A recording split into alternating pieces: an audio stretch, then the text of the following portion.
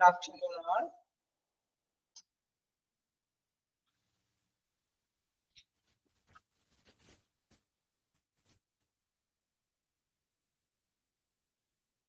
Good afternoon.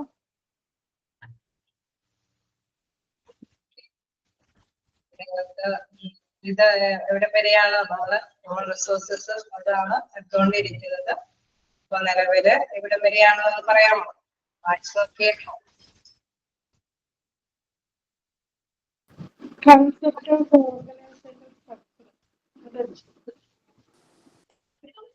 Concept of organization structure. നമ്മൾ organisation structure അതുവരെയാണ് പറഞ്ഞു നിർത്തിയത്. കഴിഞ്ഞ ക്ലാസ്സിൽ പറഞ്ഞു നിർത്തിയത് ഓർഗനൈസേഷൻ സ്ട്രക്ചർ വരെയാണ്. നമുക്ക് എടുക്കാനുള്ളത് നമ്മുടെ പ്ലാനിങ് ആണ്. അപ്പോൾ നമുക്ക് ഏകദേശം ഒരു ഐഡിയ ഒരു ഓർഗനൈസേഷനെ സംബന്ധിച്ചിടത്തോളം എത്രത്തോളം ഹ്യൂമൻ റിസോഴ്സ് അതിന്റെ ആവശ്യകത എന്താന്നുള്ളതാണ് വ്യക്തമായിട്ട് കഴിഞ്ഞ ക്ലാസ്സിലെല്ലാം നമ്മൾ ചെയ്തത്. അപ്പൊ നമുക്കറിയാം ഇതൊരു ലക്ഷ്യം ഓർഗനൈസേഷന്റെ ആ ഒരു പ്രോഫിറ്റോ സർവീസോ ഏത് ലക്ഷ്യം നേടിയെടുക്കാൻ വേണ്ടിയിട്ടാണെങ്കിലും അവിടെയുള്ള ഹ്യൂമനെ അവരുടെ ആ ഒരു വിഭവശേഷിയെ വളരെ നന്നായിട്ട് തന്നെ യൂട്ടിലൈസ് ചെയ്താൽ മാത്രമാണ് ലക്ഷ്യം നേടിയെടുക്കാൻ സാധിക്കുകയുള്ളൂ. അതുകൊണ്ട് തന്നെ അതുമായി ബന്ധപ്പെട്ട അതിന്റെ സ്ട്രക്ചറിന്റെ ഘടനയിലും എല്ലാ തരത്തിലുള്ള കാര്യങ്ങൾക്കാണ് പ്രാധാന്യം കൊടുക്കേണ്ടതുണ്ട്. അതാണ് നമ്മൾ പറഞ്ഞു നിർത്തിയത്. നമുക്ക് നെക്സ്റ്റ് നോക്കാനുള്ളത് ഹ്യൂമൻ റിസോഴ്സ് പ്ലാനിങ് നോക്കാം. ഞാൻ ക്ലാസ് സ്റ്റാർട്ട് ചെയ്യാലോ? ഹ്യൂമൻ റിസോഴ്സ് പ്ലാനിങ് തുടങ്ങി കേൾക്കും. അപ്പോ നമ്മള് മനസ്സിലാക്കി എന്താണ് ആ വിഭവശേഷി ആ ഒരു ഫേമിന് ആവശ്യകതയുണ്ടോ ഇല്ലയോ, അതായത് എന്തെങ്കിലും വേക്കൻസീസ് ഒക്കെ വരികയാണെങ്കിൽ വിഭവശേഷിക്ക് വേണ്ടിയിട്ട് ഹ്യൂമണിലെ എന്തെങ്കിലും അപ്പോയിന്റ്മെന്റ്സ് കാര്യങ്ങളും എല്ലാം ആവശ്യമുണ്ടോ എന്നുള്ളത് ഇടയ്ക്കിടയ്ക്ക് ഓർഗനൈസേഷന്റെ തന്നെ ആ ഒരു റണ്ണിങ് നന്നായിട്ട് സുഗമമായി നടത്തിക്കൊണ്ട് പോകുന്നതിന് വെരിഫൈ ചെയ്യേണ്ടതുണ്ട്.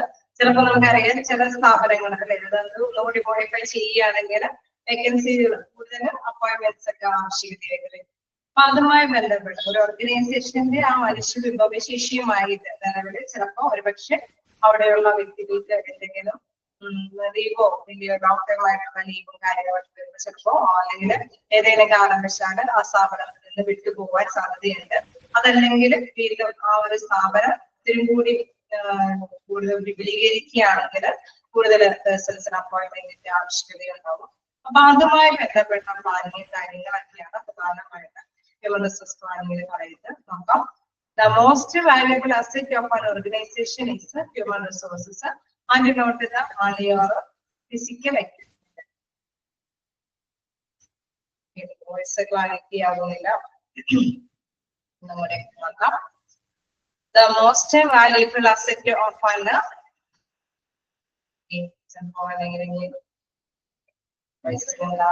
പ്രശ്നമാണോ അതല്ലെങ്കിൽ വോയിസ് എന്തെങ്കിലും എക്കോ കാണിക്കുന്നതാണോ നിങ്ങൾ പറയുന്നത്? എന്റെ സൗണ്ടിന്റെ എക്കോ അല്ലെങ്കിൽ ക്ലിയർ ആവുന്നില്ല. ക്ലിയർ ആവുന്നു പറയുന്നു. എനിവേ സംതിങ് അറിയില്ല, ഇവിടുത്തെ എററാണെന്ന് അറിയില്ല, ചിലർക്ക് ക്ലിയർ ആണെന്ന് പറയുന്നുണ്ട്. എന്തായാലും നിങ്ങൾ ഫോളോ ചെയ്ത് നോക്കുക. Human resource planning the most valuable asset of an organisation is human resources and not the money or physical equipment. അതായത് നമുക്കറിയാം ഏറ്റവും അല്ലെ ഒരു ഓർഗനൈസേഷനെ സംബന്ധിച്ച് അല്ലെങ്കിൽ ഏതൊരു സ്ഥാപനത്തിന്റെയും നടത്തിപ്പില് ഏറ്റവും പ്രധാനപ്പെട്ട ഘടകം എന്ന് പറയുന്നത് അവരുടെ ഹ്യൂമൻ റിസോഴ്സസ് ആണ്, മനുഷ്യ വിഭവശേഷിയാണ്.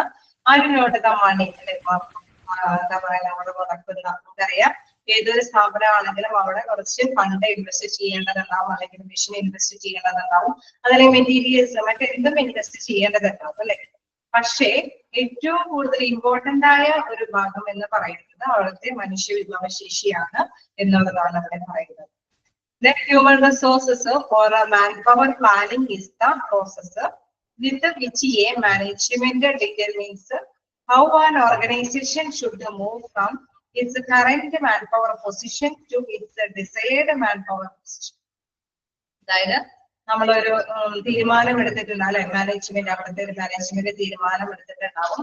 ഇവിടെ പേഴ്സണെ അവിടെ അപ്പോയിന്റ്മെന്റ്സും കാര്യങ്ങളൊക്കെ കൊടുത്തു കഴിഞ്ഞ് കഴിഞ്ഞാൽ വലിയ പ്രോബ്ലം ഒന്നും ഇല്ലാതെ തന്നെ അവരുടെ വർക്കിങ്ങും കാര്യങ്ങളൊക്കെ നന്നായിട്ട് സ്മൂത്ത് ആയിട്ട് നടന്നു പോകുന്ന ഒരു തീരുമാനമൊക്കെ എടുത്തിട്ടുണ്ടാകും. Human resources or man power planning is the process. അതിന്റെ പറയുന്ന പ്രവർത്തനം എന്താണെന്ന് വെച്ചാൽ management details how an organization should move from its current man power position. അവിടെ ആ പ്ലാൻ അനുസരിച്ചിട്ടുള്ള ആ ഒരു രീതി അനുസരിച്ചിട്ട് എങ്ങനെയാണ് അവിടുത്തെ ആ കറന്റ് വിഭവശേഷി എങ്ങനെയാണ് അവിടെ പോകുന്നത് എന്നുള്ളത് എന്തായാലും തീരുമാനിക്കേണ്ടത് എന്താണ് അവിടുത്തെ മാനേജ്മെന്റ് ആണ് എന്നുള്ളതാണ്. So planning a management styles to have the right number and the right kind of people at the right place at the right time to do things which result in both the organization and the individual receiving the maximum long range benefit. അതായത് നമുക്കറിയാം ഒരു സ്ഥാപനത്തില് എന്താണ് ഒരു vacancy വന്നിരിക്കുന്നത് ഏത് ഭാഗത്ത് ചിലപ്പോൾ നമുക്കറിയാം ഹോസ്പിറ്റലാണെങ്കിൽ നമുക്കറിയാം ഡോക്ടേഴ്സിന്റെ ഭാഗത്തുണ്ടാവാം, നഴ്സുമാരുടെ ഭാഗത്തുണ്ടാവാം, ക്ലിനിക്കൽ ആയിട്ടുള്ള പോസ്റ്റുകളെ അവിടെ ഓഫീസുമായി ബന്ധപ്പെട്ടുള്ള വേക്കൻസികൾ വരാം, ക്ലീനിങ് പ്രോസസ്സുമായി ബന്ധപ്പെട്ടുണ്ടാവും, ചിലപ്പോൾ ലാബുമായി ബന്ധപ്പെട്ട് അങ്ങനെ വ്യത്യസ്ത ഡിപ്പാർട്ട്മെന്റുകളിലെല്ലാം ഒഴിവുകൾ വരാനായിട്ടുള്ള സാധ്യതയുണ്ട്. അവിടെ നമുക്കറിയാം ഓരോ പൊസിഷനിലും അനുയോജ്യരായ വ്യക്തികളെയാണ് അവിടെ അപ്പോയിന്റ്മെന്റ് ചെയ്യേണ്ടത് അല്ലെ. Right kind of people at the right place at the right time. നമുക്കറിയാം ഒരുപാട് നാൾ 1-2 ദിവസമൊക്കെ ഓരോ പേഴ്സൺസ് ലീവൊക്കെ പോയി കഴിഞ്ഞ് കഴിഞ്ഞാൽ ഇങ്ങനെയൊക്കെ പരിഹരിച്ചു പോകും അല്ലെ. ആ ഹോസ്പിറ്റലിലെ പ്രവർത്തനത്തിലുള്ള വലിയ പ്രോബ്ലംസ് ഒന്നും സംഭവിക്കില്ല, എല്ലാവരും കൂടി അഡ്ജസ്റ്റ് ചെയ്ത് ഹാൻഡിൽ ചെയ്യും. അതേസമയം ഒരുപാട് നാള് അത് ലീവായി പോയി ഒരു പേഴ്സൺ ഒക്കെ ലീവായി പോയി കഴിഞ്ഞാൽ നമുക്കറിയാം അവിടെ ഒരു പേഴ്സന്റെ അപ്പോയിന്റ്മെന്റ്സ് ആവശ്യകതയായിട്ട് അല്ലെങ്കിൽ മറ്റു സഹപ്രവർത്തകർക്കെല്ലാം അവരുടെ വർക്കൊക്കെ ഓവർലോഡ് ആകും. പിന്നെ മൊത്തത്തില് ആ ഒരു ഫ്ലോ അല്ലെ ആ ഒരു ഒന്നിച്ചു പോകുന്ന ആ ഒരു രീതിയൊക്കെ താളം തെറ്റും. അപ്പൊ അത് ശരിക്കും ആ ബിസിനസിനെ സംബന്ധിച്ച് ഒരു അല്ലെ നന്നായിട്ട് പോകാത്ത നല്ല റണ്ണിങ് അല്ലാത്ത രീതിയിലുള്ള അതിലേക്ക് പ്രവർത്തിക്കും. അപ്പൊ അതുകൊണ്ട് തന്നെ അത് കൃത്യമായിട്ടുള്ള സമയത്ത് ഇവിടെ എപ്പോഴാണ് വേക്കൻസി വന്നിരിക്കുന്നത് ആ സമയത്ത് തന്നെ അവിടെ ഏത് തരത്തിലുള്ള ഒഴിവാണ് വന്നിരിക്കുന്നത് അവിടെ കൃത്യമായിട്ട് തന്നെ ഉള്ള പേഴ്സൺസിനെ, അതായത് കൃത്യമായ ക്വാളിഫിക്കേഷൻ എക്സ്പീരിയൻസ് ഒക്കെ ഉള്ള പേഴ്സൺസിനെ തന്നെ അപ്പോയിന്റ്മെന്റ് ചെയ്യേണ്ടതുണ്ട്. അത് കൃത്യമായിട്ട് എവാലുവേറ്റ് ചെയ്ത് കൊണ്ടുപോകേണ്ടത് മാനേജ്മെന്റ് ഒരു ഡ്യൂട്ടി തന്നെയാണ്. അവരത് കൃത്യമായിട്ട് കൈകാര്യം ചെയ്യുകയാണ് ഹ്യൂമൻ റിസോഴ്സ് പ്ലാനിങ്ങിൽ ചെയ്യുന്നത്. അതായത് വേക്കൻസി വരുന്നത് അനുസരിച്ചിട്ട് വരാം, ഫ്യൂച്ചറിൽ കേസ് വരാം, അല്ലെങ്കിൽ നിലവിൽ വേക്കൻസി ഉണ്ട് എങ്കിൽ അതെല്ലാം നികത്തി പോകേണ്ട ആ ഒരു ഉത്തരവാദിത്തം മാനേജ്മെന്റ് ഇതിലുള്ളതാണ്. ഹ്യൂമൻ റിസോഴ്സ് പ്ലാനിങ്ങില് അതുമായി ബന്ധപ്പെട്ട കാര്യങ്ങളാണ് വ്യക്തമാക്കുന്നത്. അപ്പോ മാക്സിമം ലോങ് റേഞ്ച് ബെനിഫിറ്റ് ഒക്കെ ഞാൻ പറഞ്ഞു. അതായത് ഒരുപാട് നാളത്തേക്ക് അല്ലെ ഒരു നീണ്ടു നിൽക്കുന്ന ഒരു ടൈമിലേക്ക് ഇൻഡിവിജ്വലിന്റെ ഒരു ആവശ്യകതയുണ്ട് അല്ലെങ്കിൽ അതനുസരിച്ചിട്ട് തന്നെ കൈകാര്യം ചെയ്യേണ്ടത്. ഇനി അതുമായി ബന്ധപ്പെട്ട കുറച്ച് പ്രോസസ് ഉണ്ട്. അതായത് ഇത്തരത്തിലുള്ള ഈ പ്ലാനിങ്ങും കാര്യങ്ങളൊക്കെ നടത്തുന്നതുമായി ബന്ധപ്പെട്ട പ്രോസസ്സ് നോക്കാം. It is multi step process ആണ്. അതായത് 1-2 പ്രോസസ്സുകൾ ഒന്നിച്ചുള്ള ഒരു പ്രവർത്തനമാണ് ഇതിൽ വരുന്നത്. ഫസ്റ്റ് വൺ പറയുന്നു to decide goals for aims. അതായത് നമുക്കറിയാം ഒരു ഓർഗനൈസേഷന് അതിൻ്റെതായ ഇപ്പൊ ഒരു ഹോസ്പിറ്റലിന്റെ ലക്ഷ്യമായിരിക്കുന്നത് സ്കൂളിന്റെ ലക്ഷ്യം. അവിടെ വ്യത്യസ്ത തരത്തിലുള്ള ജോബ് ആയിരിക്കും നടത്തിക്കൊണ്ട് പോകുന്നത്. ഓരോ ജോബിനും അതിൻ്റെതായിട്ടുള്ള ബന്ധപ്പെട്ട പേഴ്സൺസിനെയാണ് അവിടെ മസ്റ്റ് ആയിട്ട് അപ്പോയിന്റ്മെന്റും കാര്യങ്ങൾക്കും വേണ്ടി വരുന്നത്. അപ്പോ the main purpose is the one of the matching or fitting employee ability to employs requirements emphasizing on future instead of present arrangements. അതായത് നിലവിലുള്ള അറേഞ്ച്മെന്റ്സിന് പകരമായിട്ട് ഫ്യൂച്ചറിൽ എന്തെങ്കിലും ഇതേമാതിരി എന്തെങ്കിലും പേഴ്സൺസിന്റെ അപാകതകൾ ഉണ്ടെങ്കിൽ മാച്ച് ആയിട്ടുള്ള ആ ഒരു വേക്കൻസി ഫില്ല് ആയിട്ടുള്ള അതായത് അവിടെ ജോലി ചെയ്തിരുന്ന പേഴ്സൺസിന് പകരമായിട്ട് വരുമ്പോൾ അതേ ക്വാളിഫിക്കേഷനും അല്ലെങ്കിൽ അതേ എക്സ്പീരിയൻസും ഉള്ള ഒരു കൃത്യമായ പേഴ്സൺസിനെ അവിടെ അപ്പോയിന്റ്മെന്റ്സും കാര്യങ്ങളും നടത്തേണ്ടതുണ്ട്. അതാണ് ഡിസൈൻ ഗോൾസ് ഓർ എയിംസ്. അതായത് പേഴ്സൺസ് ഹ്യൂമൻ റിസോഴ്സുമായി ബന്ധപ്പെട്ട് വരുമ്പോൾ ശ്രദ്ധ കേന്ദ്രീകരിക്കേണ്ടതും ഹ്യൂമന്റെ റിസോഴ്സസ് ആ ഒരു മനുഷ്യ വിഭവശേഷിയെ കാൽക്കുലേറ്റ് ചെയ്യുക. അവിടെ ഒരു വേക്കൻസി വന്നു കഴിഞ്ഞാൽ അവിടെ കൃത്യമായ ഒരു പേഴ്സണെ കണ്ടെത്തുക എന്നുള്ളതാണ് മെയിൻ ആയിട്ടുള്ള ഗോൾ, ആ ഒരു ലക്ഷ്യമാണ്. നെക്സ്റ്റ് എന്താണ് to estimate future organisational structure and man power needs. അതായത് നമ്മൾ നേരത്തെ പറഞ്ഞു ഇൻ കേസ് എന്തെങ്കിലും കാരണവശാൽ ഹോസ്പിറ്റലാണെങ്കിലും അല്ലെങ്കിൽ ഒരു സ്ഥാപനമാണെങ്കിലും വിപുലീകരിക്കുന്ന സാധ്യതയുണ്ട് എങ്കിൽ, അതല്ലെങ്കിൽ നേരത്തെ കൂട്ടിയുടെ ലീവ് മനസ്സിലാക്കാൻ സാധ്യതയുണ്ട് എങ്കിൽ അവിടെ കൃത്യമായിട്ടുള്ള ആ ഒരു ആവശ്യകത മുൻനിർത്തി തന്നെ അപ്പോയിന്റ്മെന്റ്സിനെ റെഡിയാക്കേണ്ടതുണ്ട്. The management must evaluate the structure of the organization at a given point in time. For this evaluation, the number and the type of employees required must be determined. അതായത് മുൻകൂട്ടി ഒരു തീരുമാനം ഇന്ന വേക്കൻസി വരാൻ സാധ്യതയുണ്ട് അല്ലെ. നമ്മള് ഒരു സുപ്രഭാതത്തിൽ ലോങ് ടൈം ലീവ് എടുക്കാനായിട്ട് സാധ്യത കുറവാണ് അല്ലെ. അല്ലെങ്കിൽ സ്പെഷ്യൽ മാറ്റർ ഉണ്ടെങ്കിൽ മാത്രമാണ് ഏതൊരു വ്യക്തിയും അവരുടെ ഡ്യൂട്ടിയിൽ നിന്ന് പെട്ടെന്ന് ലീവായി മാറുള്ളൂ. അതല്ലെങ്കിൽ നേരത്തെ കൂട്ടി മാനേജ്മെന്റിനെ കൃത്യമായിട്ട് അറിയിക്കും നമുക്ക് ഇത്രയും ലോങ് ടൈം ലീവ് ആവശ്യമുണ്ട് എന്നുള്ളത്. അതല്ലെങ്കിൽ എന്താണ് പെട്ടെന്ന് എന്തെങ്കിലും ഞാൻ പറഞ്ഞു എന്തെങ്കിലും വിപുലീകരിക്കുന്ന പരിപാടികളൊക്കെ ഉണ്ടെങ്കിൽ മാനേജ്മെന്റിന് അറിയാം ഇവിടെ ഇത്രത്തോളം ആവശ്യകതയുണ്ട്, ഇവിടെ ഹ്യൂമൻ റിസോഴ്സിന്റെ ഇത്രത്തോളം ആവശ്യകതയുണ്ട് എന്ന് അവർക്ക് കൃത്യമായിട്ട് എവാലുവേറ്റ് ചെയ്താനായിട്ട്, അതായത് മനസ്സിലാക്കിയെടുക്കാനായിട്ട് സാധിക്കും. അപ്പൊ അതുമായി ബന്ധപ്പെട്ട് എത്രത്തോളം വേണ്ടി വരും എന്നുള്ള ഒരു എസ്റ്റിമേഷൻ ആണ് സെക്കൻഡ് പ്രോസസ്സിൽ പറയുന്നത്. To estimate future organisation structure and man power needs. അപ്പൊ മാൻ പവർ എത്രത്തോളം ആവശ്യകത ഉണ്ടാവും ഭാവിയിൽ, അത് എങ്ങനെയാണെന്നുള്ളത് എസ്റ്റിമേറ്റ് തയ്യാറാക്കുക. Then to audit human resources.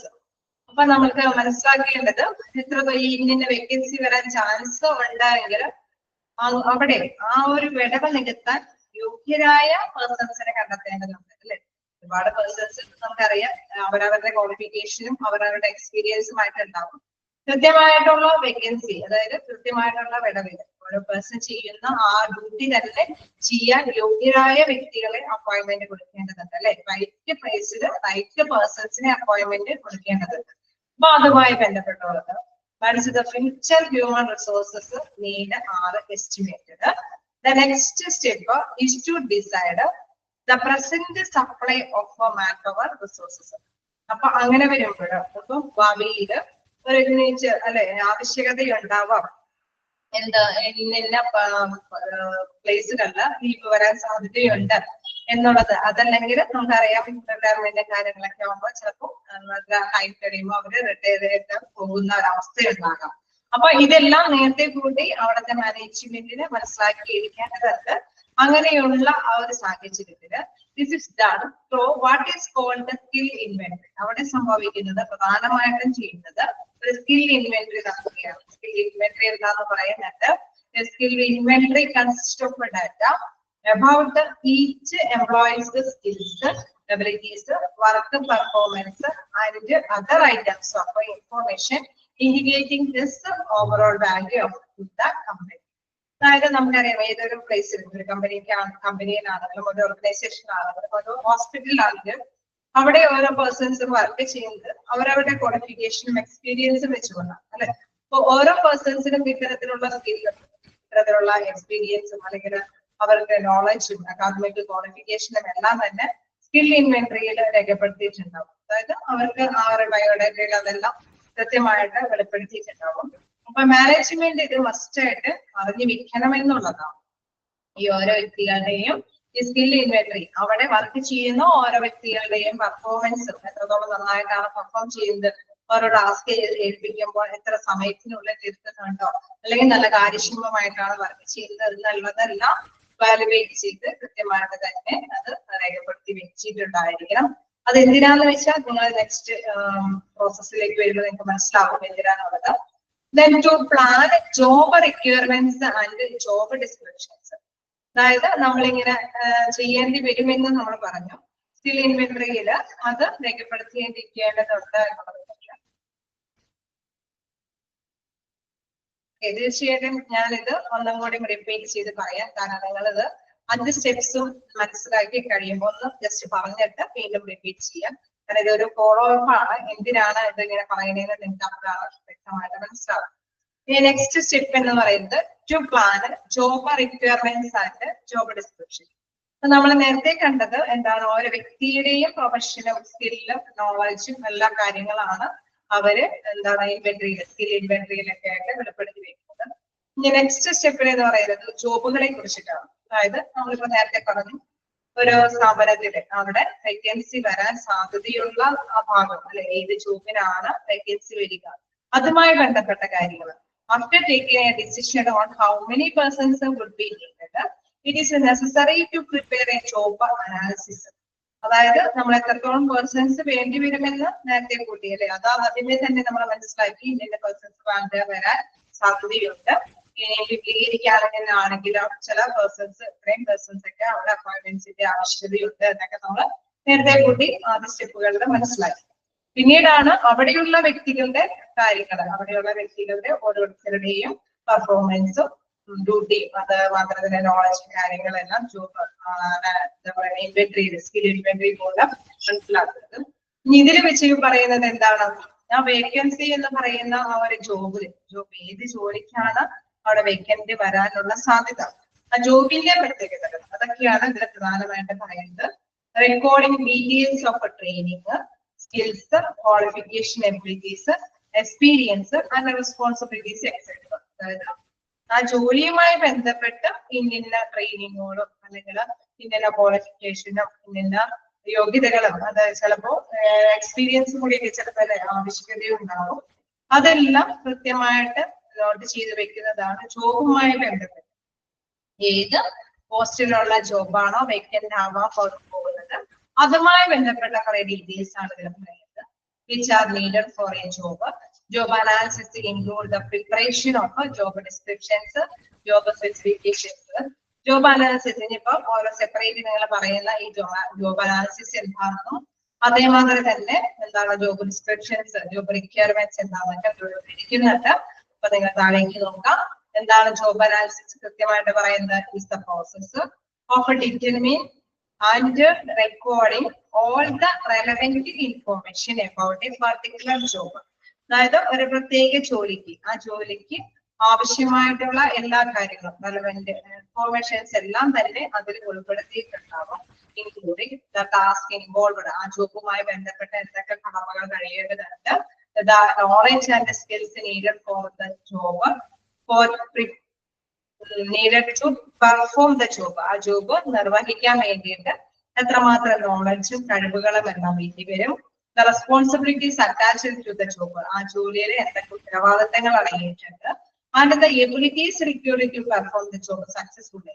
നന്നായിട്ട് തന്നെ നല്ല വിജയകരമായിട്ട് ഈ ജോലി നിർവഹിച്ചു കൊണ്ടുപോകണമെങ്കിൽ എന്തെങ്കിലും എബിലിറ്റീസ്, കഴിവുകൾ വേണമെങ്കിലും അതെല്ലാം തന്നെ ഈ ജോബ് അനാലിസിസിൽ പറഞ്ഞിട്ടുണ്ട്.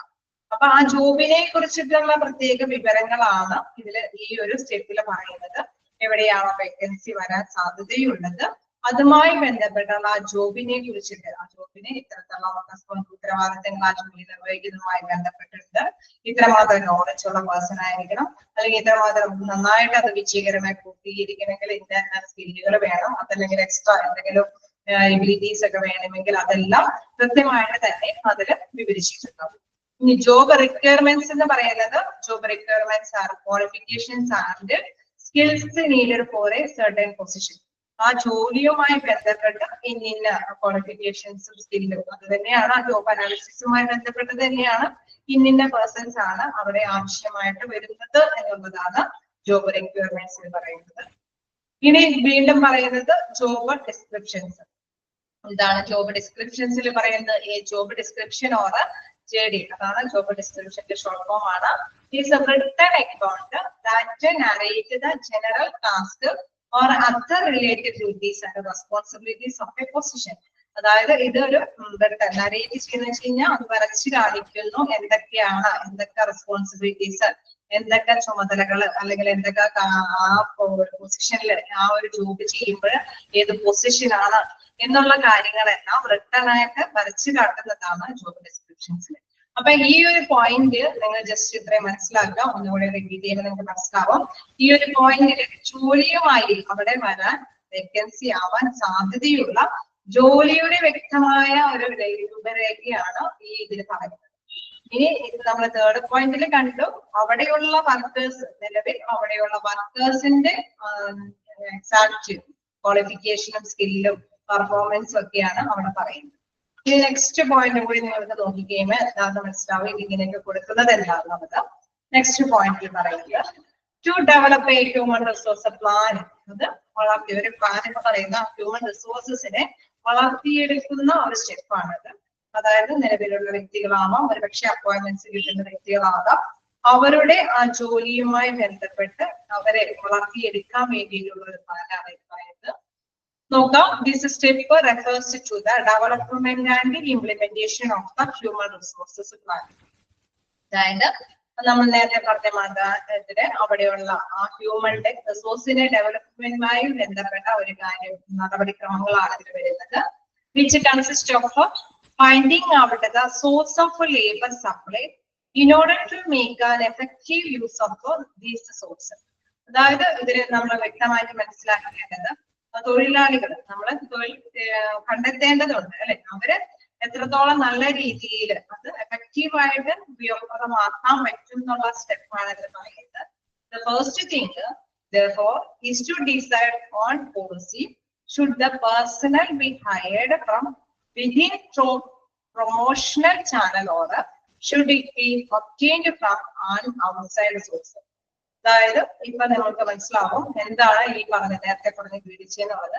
അതായത് നിലവില് നമുക്കറിയാം ഒരു സ്ഥാപനത്തിൽ ഒരു ഒഴിവ് വരുമ്പോൾ അല്ലെങ്കിൽ കൂടുതൽ നമ്മൾ വികസിപ്പിക്കുകയാണെങ്കിൽ ആ ഒഴിവ് നികത്താനായിട്ട് മതിയായ പേഴ്സൺസ് നിലവിലുള്ള സ്ഥാപനത്തിൽ ആ വേക്കൻസി, അതായത് നമുക്ക് കൂടുതൽ അപ്പോയിന്റ്മെന്റ്സ് വേണ്ടി വരും അല്ലെ. നിലവില് മേലധികാരികളുടെ ഇതില് ഒഴിവുകൾ വരികയാണെങ്കിൽ പ്രധാനമായിട്ട് നിലവിലുള്ള പേഴ്സൺസ് നല്ല എക്സ്പീരിയൻസ്ഡ് ആണോ, അവരുടെ സ്കില്ല് ഓൾറെഡി വലിയ കുഴപ്പമില്ലാതെ തന്നെ മാനേജ്മെന്റിൽ ബോധ്യപ്പെടുന്നതാണ് എങ്കിൽ, മതിയായ ക്വാളിഫിക്കേഷൻ ഒക്കെ ഉണ്ട് എങ്കിൽ നേരായിട്ടുള്ള അല്ലെങ്കിൽ ടോപ്പ് ലെവലിലുള്ള ഒഴിവുകളെല്ലാം ഇത് പ്രൊമോഷൻ കൊടുത്ത് നിലവിലുള്ള വ്യക്തികളെ പ്രൊമോഷൻ ചെയ്ത് അവിടുത്തെ ആ വിടവ് നികത്തി താഴേക്കാണ് അപ്പോയിന്റ്മെന്റ്സ് കാര്യങ്ങൾ നടത്തി വരിക.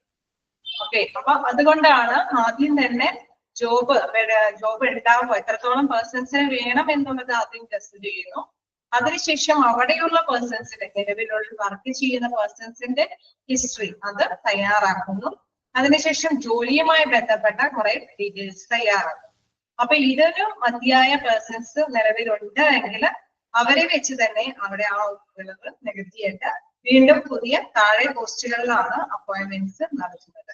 അതാണ് ഇതിൽ പറയുന്നത്. ദ ഫസ്റ്റ് തിങ് ഫസ്റ്റ് ആയിട്ട് ഇതിൽ ചെയ്യുന്നത് എന്താണ്?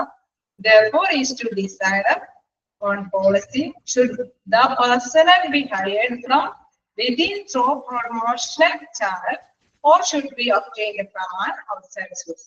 അതല്ലെങ്കിൽ പ്രൊമോഷൻ കൊടുക്കാൻ മതിയായ പേഴ്സൺസ് ഇല്ല എങ്കിൽ നമുക്കറിയാം പുറത്തുള്ള പേഴ്സൺസിനെ അപ്പോയിന്റ്മെന്റ് ചെയ്യേണ്ടി വരും അല്ലെ. ഇപ്പൊ ഡോക്ടേഴ്സിന്റെ ഒഴിവുകളൊക്കെ വന്നു കഴിഞ്ഞ് കഴിഞ്ഞാൽ പ്രൊമോഷൻ കൊടുക്കാൻ മതിയായ പേഴ്സൺ ഇല്ല എങ്കിൽ പുറത്തുനിന്ന് തന്നെ അപ്പോയിന്റ്മെന്റ്സിന്റെ ആവശ്യകത വരും. ഹോസ്പിറ്റലാണെങ്കിൽ നമുക്കറിയാം അതെല്ലാം പറ്റിയില്ല എങ്കിൽ മതിയായ എക്സ്പീരിയൻസും നോളജും എബിലിറ്റിയും ഒന്നും ഇല്ല എങ്കിൽ പുറത്തുനിന്ന് പേഴ്സൺസിന് അപ്പോയിന്റ്മെന്റ് ചെയ്യേണ്ടതായിട്ട് വരും. അതേസമയം ഓഫീസ് സ്റ്റാഫുകൾക്കൊക്കെ അവര് കൃത്യമായിട്ട് ട്രെയിനിങ് ഒക്കെ കിട്ടുന്നവരാണെങ്കിൽ മേലെയുള്ള പോസ്റ്റുകളിലെല്ലാം ചിലപ്പോൾ അവരുടെ അപ്പോയിന്റ്മെന്റ്സ് അവർക്ക് പ്രൊമോഷൻ കൊടുത്തിട്ട് താഴെയുള്ള പോസ്റ്റുകളിലേക്ക് ആയിരിക്കും അപ്പോയിന്റ്മെന്റ്സ് കാര്യങ്ങൾ വരുന്നത്. ഓക്കെ, അതാണ് ഇവിടെ എടുത്ത് പറയുന്നത്. അപ്പൊ അവരുടെ ഹിസ്റ്ററിയും കാര്യങ്ങളും മനസ്സിലാക്കിയാൽ മാത്രമേ ഈ അപ്പോയിന്റ്മെന്റ്സും കാര്യങ്ങളും ചെയ്യാനായിട്ട് സാധിക്കുള്ളൂ. The first thing therefore is to decide on the policy. Should the personnel be hired from within through promotion channels or should it be obtained from an outside source? The best policy followed by most organizations is to fill up higher vacancies by promotion and lower level positions by recruitment from the labor market. ആദ്യം എന്താണ് ഈ സാധാരണയായിട്ട് എല്ലാ ഓർഗനൈസേഷനും follow ചെയ്യുന്ന രീതി എന്ന് പറയുന്നത് ഇങ്ങനെ തന്നെയാണ് അല്ലെ. ഹയർ വേക്കൻസികളെല്ലാം ഫില്ല് ചെയ്യുന്നത് പ്രൊമോഷൻ കൊടുത്തിട്ടാണ്. അതിനുശേഷം ലോവർ ലെവൽ പൊസിഷനിലേക്കാണ് റിക്രൂട്ട്മെന്റ് കാര്യങ്ങളൊക്കെ ചെയ്യുന്നത്. ഓക്കെ, ഇനി വൺസ് മോർ നിങ്ങൾക്ക് ഡൗട്ട് പറഞ്ഞ ഒരു പോയിന്റ്സ് പറയാം. എന്താണ് തേർഡ് പോയിന്റിൽ പറഞ്ഞത്? To audit human resources.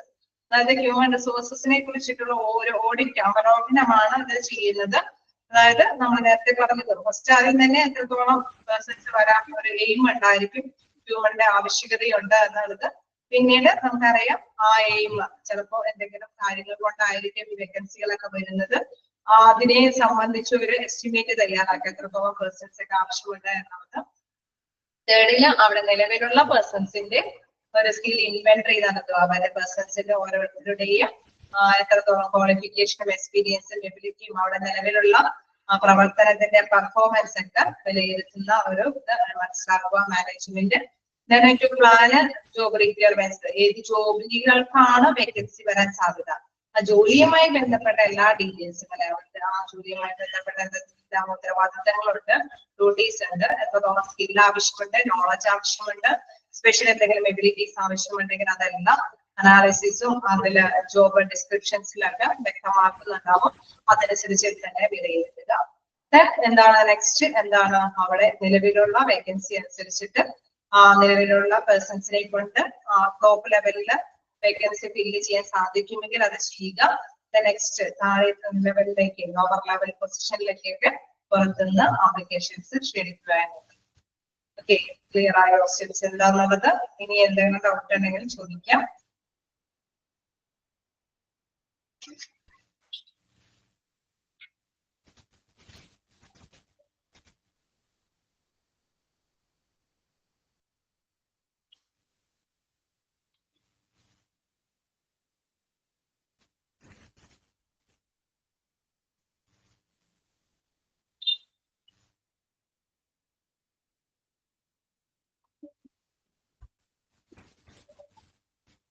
നോക്കാം, നിങ്ങൾ ജസ്റ്റ് വായിച്ചു നോക്കിയിട്ട് എന്തെങ്കിലും ഡൗട്ട് ഉണ്ടെങ്കിൽ ചോദിക്കാം.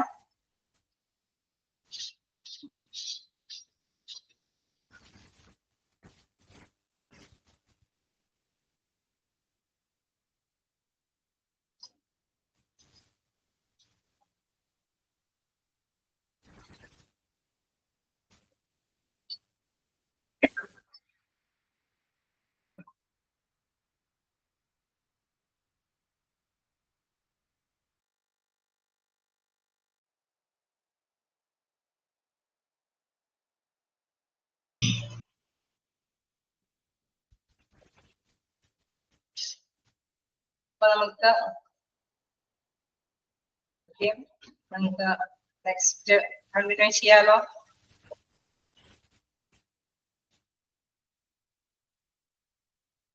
അപ്പൊ നമുക്ക് നെക്സ്റ്റ് എന്ന് പറയുന്നത് മാൻ പവർ കമ്പോണന്റ് ആണ്.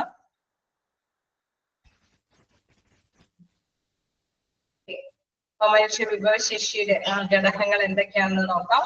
The manpower plan can be broken down into 3 components. 3 ഘടകങ്ങളാക്കിയാണ് തിരിച്ചിരിക്കുന്നത്. First one forecasting, then second one recruitment plan, training and development plan. അങ്ങനെ 3 രീതിയിലാണ്.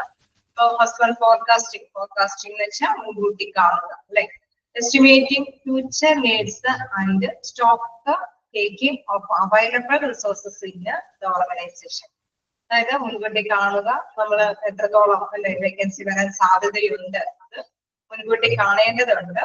പിന്നെ നമുക്ക് മനസ്സിലാക്കുക ഇപ്പോഴും അവൈലബിൾ ആയിട്ടുള്ള റിസോഴ്സസ് വെച്ചിട്ട് നികത്താൻ പറ്റുന്നതാണോ എന്ന് മനസ്സിലാക്കിയിട്ട് ഭാവിയില് ആവശ്യകതയുണ്ടോ ഈ വേക്കൻസികൾ ഫില്ല് ചെയ്യാൻ, എത്രത്തോളം പേഴ്സൺസിനെ, ഏത് ഗ്യാപ്പിലേക്കാണ് പേഴ്സൺസിനെ ആപ്ലിക്കേഷൻസ് ക്ഷണിക്കേണ്ടത് എന്ന് വ്യക്തമാക്കുക എന്നുള്ളതാണ് ഫോർകാസ്റ്റിംഗില് മനസ്സിലാക്കുന്നത്. Next one recruitment plan. ആദ്യം തന്നെ മനസ്സിലാക്കി ഇവിടെ എത്രത്തോളം വേക്കൻസി വരാൻ സാധ്യതയുണ്ട്, അല്ലെ? നിലവിലെ വേക്കൻസിക്ക് ടോപ്പ് ലെവൽസിനൊക്കെ കൊടുത്തു കഴിഞ്ഞാൽ, അല്ലെങ്കിൽ lower levels in case top ലെവലിൽ ചെറിയ ചെറിയ വേക്കൻസികൾ ഉണ്ട് എന്ന് മനസ്സിലാക്കുന്നു. Next one recruitment plan. അപ്പൊ ആ വേക്കൻസി ഫില്ല് ചെയ്യാനായിട്ട് റിക്രൂട്ട്മെന്റ് നടപടി, അല്ലെ? To meet the gap between the internal resources and estimated need by external recruitment. അതായത് ഇന്റേണൽ റിസോഴ്സസ് വെച്ച് അവിടെയുള്ള വ്യക്തികളെ വെച്ചിട്ട് തന്നെ കുറച്ച് വേക്കൻസികളെല്ലാം ഫില്ല് ചെയ്ത് കഴിഞ്ഞാൽ പിന്നെ വീണ്ടും പുറത്തുനിന്ന് എക്സ്റ്റേണൽ ആയിട്ട് എത്രത്തോളം വ്യക്തികളെ ആപ്ലിക്കേഷൻസ് ക്ഷണിക്കണം എന്നുള്ള റിക്രൂട്ട്മെന്റ് നടപടികളിലേക്ക് പ്ലാൻ ചെയ്യുക. Next training and development plan.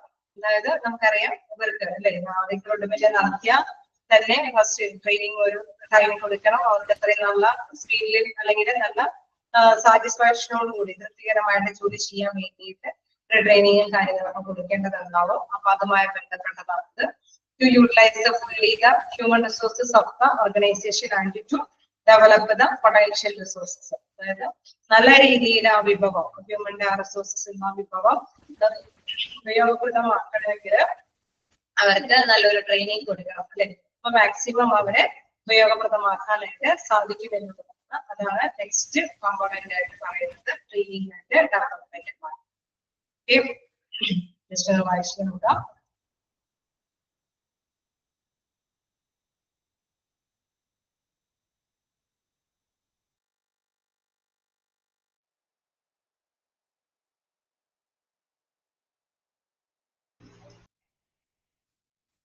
ഇനി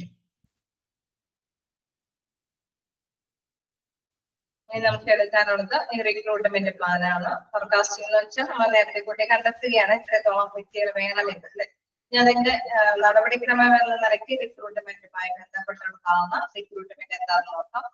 recruiting means the discovering of a talented applicants for actual or expected organization vacancies. അതായത് നിലവിൽ ഇപ്പൊ വേക്കന്റ് ആയിട്ട് കിടക്കുന്നത് അല്ലെങ്കിൽ വീണ്ടും വരാൻ സാധ്യതയുള്ള വേക്കൻസി ഫില്ല് ചെയ്യാൻ വേണ്ടിയിട്ട് നല്ല ടാലന്റഡ് ആയിട്ടുള്ള അല്ലെ നല്ല യോഗ്യരായിട്ടുള്ള ആപ്ലിക്കൻസിനെ കണ്ടെത്തുന്നതിന് വേണ്ടിയിട്ടാണ് റിക്രൂട്ട്മെന്റ് നടത്തുന്നത് അല്ലെ. നമ്മള് റിക്രൂട്ട്മെന്റ് നടത്തുക എന്ന് പറയുന്നത് എന്താണ്? അവിടെ യോഗ്യരായവരെ കണ്ടെത്താൻ, അതായത് നമ്മളെ ഓർഗനൈസേഷനിലേക്ക് സെലക്ഷൻ കാര്യങ്ങൾക്കൊക്കെ വേണ്ടിയിട്ട് അപ്പോയിന്റ്മെന്റ്സും കാര്യങ്ങളൊക്കെ നടത്താൻ വേണ്ടിയിട്ട് ഉള്ള പ്രവർത്തനത്തിന്റെ ഒരു ആദ്യപടിയാണ് റിക്രൂട്ട്മെന്റ് എന്നുള്ളത്. Recruitment is the process of attracting potential employees and encouraging them to apply for the jobs in an organization. അതായത് മറ്റുള്ളവരെ അല്ലെ അവിടെ നമ്മൾ ഏതെങ്കിലും ഒരു സ്ഥാപനത്തിൽ ഒരു ഫ്രഷേഴ്സിനൊക്കെ നമ്മൾ സെലക്ട് ചെയ്യാൻ വേണ്ടിയിട്ട്, അതായത് നമ്മുടെ ഒരു ഫേമിലേക്ക് അവരെ എന്തെങ്കിലും അല്ലെ ആപ്ലിക്കേഷൻസ് വന്നാൽ മാത്രമേ അപ്പോയിന്റ്മെന്റ്സ് കൊടുക്കാൻ സാധിക്കുള്ളൂ അല്ലെ. നല്ല ഫ്രഷേഴ്സ് നല്ല മാർക്കും കാര്യങ്ങളും ഉള്ള വ്യക്തികൾക്ക് ചില നേരിട്ട് പോയി തന്നെ റിക്രൂട്ട്മെന്റ് കാര്യങ്ങളൊക്കെ നടത്തി അവരെ എന്ത് ചെയ്യും ആ ഓർഗനൈസേഷനിൽ എങ്ങനെയെങ്കിലും അവരെ കൊണ്ട് ആപ്ലിക്കേഷൻസ് ഒക്കെ കൊടുത്ത് അവരുടെ മാക്സിമം അവരെ ആക്ച്വലി എന്താണ് അവരുടെ ഉദ്ദേശം, അതായത് അവരുടെ ആ പുതിയ ഫ്രഷേഴ്സ് ഒക്കെ ആവുമ്പോൾ നന്നായിട്ടുള്ള ഒരു എബിലിറ്റി ഉണ്ടാവും, അവർക്ക് കഴിവുണ്ടാവും, ആ നോളജ് പുതിയ പുതിയ അറിവുകളെല്ലാം മാക്സിമം ഈ ഒരു സ്ഥാപനത്തിലേക്ക് ഉപയോഗപ്രദമാക്കാൻ വേണ്ടിയിട്ടാണ് അവര് നേരിട്ട് പോയി സെലക്ഷനും കാര്യങ്ങളും റിക്രൂട്ട്മെന്റ് നടപടികളിലൂടെ അവരെ ഇൻവൈറ്റ് ചെയ്ത് കൊണ്ടുവരുന്നത്. അപ്പൊ റിക്രൂട്ട്മെന്റ് എന്ന് പറയുന്നത് is the process of attracting potential employees അല്ലെ. മാക്സിമം എംപ്ലോയീസ് ആപ്ലിക്കേഷൻസ് കൊടുത്താൽ മാത്രമേ അതിൽ നിന്ന് നല്ലൊരു സെലക്ഷൻ നടത്തി ഇവർക്ക് ഏറ്റവും നല്ല ബെസ്റ്റ് പേഴ്സണെ ആ ഒരു വേക്കൻസി ഫില്ല് ചെയ്യാനായിട്ട് ഉപയോഗപ്രദമാക്കാൻ പറ്റുള്ളൂ. അപ്പൊ അവരെ മാക്സിമം എല്ലാവരെയും തന്നെ എൻകറേജ് ചെയ്യണം അല്ലെ ഈ ഒരു സ്ഥാപനത്തിലേക്ക് ജോബിന് വേണ്ടിയിട്ട് അപ്ലൈ ചെയ്യാൻ വേണ്ടിയിട്ട് എല്ലാവരെയും തന്നെ പ്രോത്സാഹിപ്പിക്കണം. അതിന് വേണ്ടിയിട്ടുള്ള പ്രധാനപ്പെട്ട കാര്യങ്ങളെല്ലാം ഈ റിക്രൂട്ട്മെന്റ് കാര്യങ്ങൾ എന്തെങ്കിലും വാഗ്ദാനങ്ങളൊക്കെ കൊടുത്തിട്ടാണ് റിക്രൂട്ട്മെന്റ് നടപടികളൊക്കെ നടത്തിക്കൊണ്ട് പോരുന്നത്. വീണ്ടും പറയുന്നു, recruitment has been considered as the most important function of personal administration because unless the right type of people is net hired, even the best plans, organizations and the control system will not do much. അതായത് നല്ല രീതിയിലുള്ള ഒരു recruitment നടപടികൾ നടത്തിയില്ല എങ്കിൽ എന്താണ് അവിടെ നിന്ന് നമുക്ക് ഒരുപാട് പേഴ്സൺസ് ഒന്നും ആപ്ലിക്കേഷൻസ് തന്നില്ല എങ്കിൽ മതിയായ പേഴ്സൺസിൽ നിന്ന് സെലക്ട് ചെയ്യാനായിട്ട് സാധിക്കില്ല അല്ലെ. ഒരുപാട് പേഴ്സൺസ് സെലക്ട് ചെയ്തെങ്കിൽ അവിടെ ആപ്ലിക്കേഷൻസ് എല്ലാവരും തന്നെ സബ്മിറ്റ് ചെയ്തിട്ടുണ്ടായിരുന്നു. അപ്പൊ അതുകൊണ്ട് തന്നെ അഡ്മിനിസ്ട്രേറ്റീവ് റോളുള്ളവരെ ഇങ്ങനെ റിക്രൂട്ട്മെന്റ് കാര്യങ്ങൾക്ക് പോകുന്നതിന് മുമ്പ് തന്നെ ഒരുപാട് ഓഫറുകളൊക്കെ കൊടുത്തിട്ടാണ് ഈ റിക്രൂട്ട്മെന്റ് നടപടികൾക്ക് പോകുന്നത്. അപ്പം ഒരുപാട് പേഴ്സൺസ് ഒക്കെ ഈ ഓഫറുകളുടെ ബേസിലൊക്കെ ഇവിടേക്ക് അപ്ലൈ ചെയ്യും, ജോലിക്ക് വേണ്ടിയിട്ട് തയ്യാറാകും. അപ്പൊ അതിൽ നിന്ന് നല്ല പേഴ്സൺസിനെ ഇവർക്ക് സെലക്ട് ചെയ്യാനായിട്ട് സാധിക്കുകയും ചെയ്യും. ഇത് is often termed positive in that persuades people to apply for the jobs to enhance the hiring ratio, that is the number of applicants for a job. അതായത് നമ്മൾ നേരത്തെ പറഞ്ഞ മാതിരി 100 പേര് അപ്ലൈ ചെയ്തിട്ട് 10 പേരുടെ ഒരു സെലക്ഷൻ നടത്താൻ ഒരു സാധ്യത ഉണ്ടെങ്കിൽ 100 പേരിൽ നിന്ന് 10 പേരെ സെലക്ട് ചെയ്യാനായിട്ട് സാധിക്കും. അപ്പൊ ഹയറിംഗ് റേഷ്യോ അത് എന്താണ് 100 അല്ലെ. 100 പേരിൽ നിന്ന് 10 പേരെ സെലക്ട് ചെയ്യാനായിട്ട് സാധിക്കും എന്നുള്ളതാണ്. അപ്ലിക്കേഷൻസ് അത്രത്തോളം കിട്ടിയാൽ മാത്രമേ അവർക്ക് അതിൽ നിന്ന് ഇത്രയും പേരെ സെലക്ട് ചെയ്യാനായിട്ട് സാധിക്കുമോ. അപ്പൊ അതാണ് പറയുന്നത്, ഒരു എപ്പോഴും അവർക്ക് പീപ്പിൾസിന് ജനങ്ങൾക്ക് ആഗ്രഹം ഉണ്ടായിരിക്കും ഇങ്ങോട്ടേക്ക് ചെയ്യാൻ വേണ്ടിയിട്ട് അപ്ലൈ ചെയ്യാൻ വേണ്ടിയിട്ടുള്ള ഒരു മെന്റലി അവർക്കൊരു സപ്പോർട്ട് കിട്ടുന്ന തരത്തിലുള്ള കാര്യങ്ങളെല്ലാം ഈ റിക്രൂട്ട്മെന്റിൽ ഉൾപ്പെടുത്തിയിട്ടുണ്ടാവും. അപ്പൊ പ്രേരിപ്പിക്കുക എന്നുള്ളതാണ് പ്രധാന ഘടകം, അവരെ തോന്നൽ ഉണ്ടാക്കുക എന്നുള്ളത്. അപ്പൊ ഇതിൽ നെക്സ്റ്റ് പറയുന്നത് selection on the other hand tends to be negative because it refers to good number of those who apply, leaving only the best to be hired. അപ്പൊ നമ്മൾ റോങ് ആയിട്ടുള്ള പേഴ്സൺസിനെ അപ്പോയിന്റ്സ് ചെയ്യുകയാണെങ്കിൽ അത് റിക്രൂട്ട്മെന്റ് നടത്തിയത് കൊണ്ട് ഒരു ഉപകാരം ഉണ്ടാവില്ല അല്ലെ.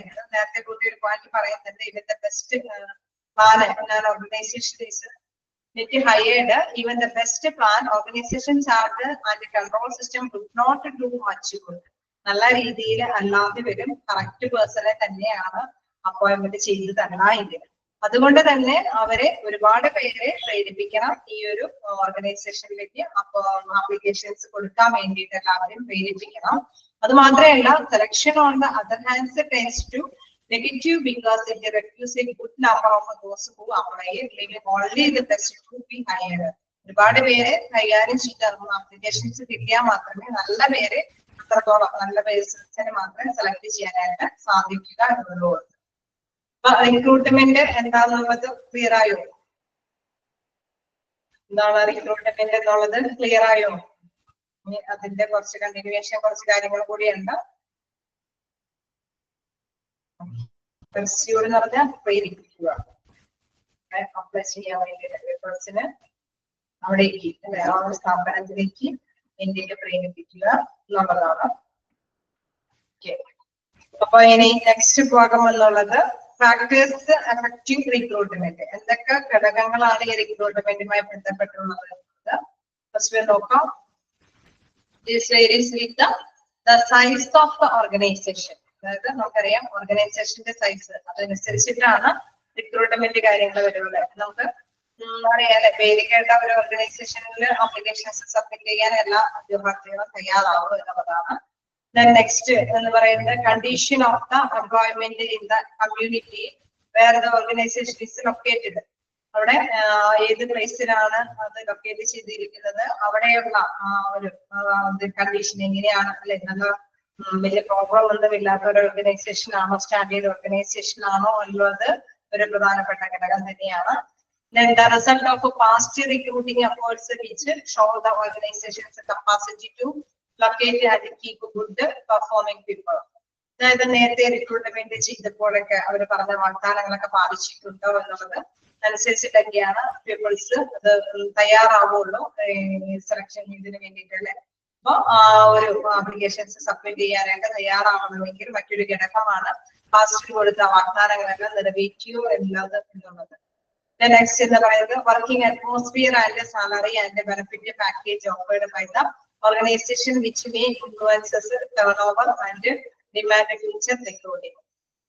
അതായത് നമുക്ക് നേരത്തെ അറിയാം ഇത് ഒരുപാട് ബെനിഫിറ്റ്സ് പാക്കേജസ് ഒക്കെ കൊടുത്തിട്ട് ചിലപ്പോഴൊക്കെ സാലറി അനുസരിച്ചിട്ട് തന്നെ നിങ്ങൾക്ക് ഇത് അല്ലെ കൂടുതലായിട്ട് നിങ്ങൾക്ക് സാലറി വർദ്ധിപ്പിച്ചു തരും അല്ലെ. പ്രൊഡക്ഷനും കാര്യങ്ങളും സ്റ്റോക്കും കാര്യങ്ങളൊക്കെ നോക്കിയിട്ട് കൂടുതലായിട്ട് അനുസരിച്ചിട്ട് തന്നെ ഇവർക്ക് സാലറിയും കൂടി കൊടുക്കും എന്നുള്ള കുറെ വാഗ്ദാനങ്ങളും ഇതുകളെല്ലാം ചിലപ്പോൾ എന്തെങ്കിലും ഇൻഷുറൻസ് പാക്കേജുകളോ അല്ലെങ്കിൽ ലീവോ അല്ലെങ്കിൽ ടൈം ഷെഡ്യൂളിങ് കാര്യങ്ങൾക്കൊക്കെ അങ്ങനെ എന്തെങ്കിലും വാഗ്ദാനങ്ങളെല്ലാം കൊടുത്തിട്ടായിരിക്കും റിക്രൂട്ട്മെന്റ് പ്രോഗ്രാംസ് ഒക്കെ അറേഞ്ച് ചെയ്യുന്നത്. Growth with rate of organisation. ആ ഓർഗനൈസേഷന്റെ ഗ്രോത്ത് റേറ്റുകളിൽ ഒരുപാട് പേര് ആപ്ലിക്കേഷൻസ് സബ്മിറ്റ് ചെയ്യുന്നതാണോ അല്ലയോ എന്നുള്ള ആ റേറ്റ് വളർച്ചാ നിരക്ക്. Then the level of seasonality of operations and future expansion and production programs ആയിട്ട്. അതായത് ഓരോ സീസണായിട്ട് ഓരോ ഫ്യൂച്ചർ ഇതുകൾ അല്ലെ. നമ്മളിപ്പോ ചില ഓർഗനൈസേഷൻസ് ഒക്കെ ഓരോ ടൈമില് വീണ്ടും റിക്രൂട്ട്മെന്റ് നടപടികൾ അത് ആ ഒരു സീസൺ വെയിറ്റ് ചെയ്യുന്നുണ്ടാവും. ചില പീപ്പിൾസ് ഒക്കെ ചില വ്യക്തികളെല്ലാം ആ ഒരു ടൈമിന് വേണ്ടിയിട്ട് വെയിറ്റ് ചെയ്യുന്നുണ്ടാവും വീണ്ടും റിക്രൂട്ട്മെന്റ് നടപടി എപ്പോഴാണ് വരുന്നത് അപ്പോഴേക്കും ആപ്ലിക്കേഷൻസ് ഒക്കെ സബ്മിറ്റ് ചെയ്യാൻ വേണ്ടിയിട്ടാണ്. അത്രയും ഒരു ഫ്യൂച്ചർ എക്സ്പാൻഷനും കാര്യങ്ങളൊക്കെ വരുന്നത് അനുസരിച്ചിട്ടാണ് പൊതുവെ ഈ റിക്രൂട്ട്മെന്റ് നടപടികളൊക്കെ പൊതുവെ വരാറുള്ളത്. Cultural and economic and legal ഫാക്ടേഴ്സുമായി ബന്ധപ്പെട്ട മറ്റൊരു ഫാക്ടറാണ് ഇത് cultural economic and legal factors. അതായത് അവിടുത്തെ ഒരു സാംസ്കാരിക ആ ഒരു ഓർഗനൈസേഷനുമായി ബന്ധപ്പെട്ട സാംസ്കാരിക അല്ലെങ്കിൽ സാമ്പത്തിക അല്ലെങ്കിൽ നിയമപരമായിട്ടുള്ള വശങ്ങൾ അല്ലെ. എന്തെങ്കിലും കേസും കാര്യങ്ങളൊക്കെ ഉള്ള കമ്പനി ആണെങ്കിൽ ആരെങ്കിലും ഇത് ചെയ്യൂല. അപ്പൊ ഫിനാൻഷ്യലി വലിയ കുഴപ്പമില്ലാത്തതാണ്. അതേമാതിരി തന്നെ എല്ലാ കൾച്ചറൽ സാംസ്കാരികപരമായിട്ട് വലിയ അറിയപ്പെടുന്ന ഒരു ഫോമാണ്. അതല്ലെങ്കിൽ ലീഗൽ ഇഷ്യൂസ് ഒന്നും ഇല്ലാത്ത ഒരു ഫോമാണ്. ഇതെല്ലാം ഒരു പ്രധാനപ്പെട്ട ഫാക്ടേഴ്സ് ആണ് എന്ത് റിക്രൂട്ട്മെന്റ് നടപടികൾക്ക് വിധേയമാകുന്നത്. ഇതാണ് പ്രധാനപ്പെട്ട ഫാക്ടേഴ്സ് എഫക്റ്റിംഗ് റിക്രൂട്ട്മെന്റ്സ്. ജസ്റ്റ് വായിച്ചു നോക്കിയിട്ട് പോയിന്റ്സ് എന്തെങ്കിലും ക്ലിയർ ചെയ്യാം, ചോദിക്കാം.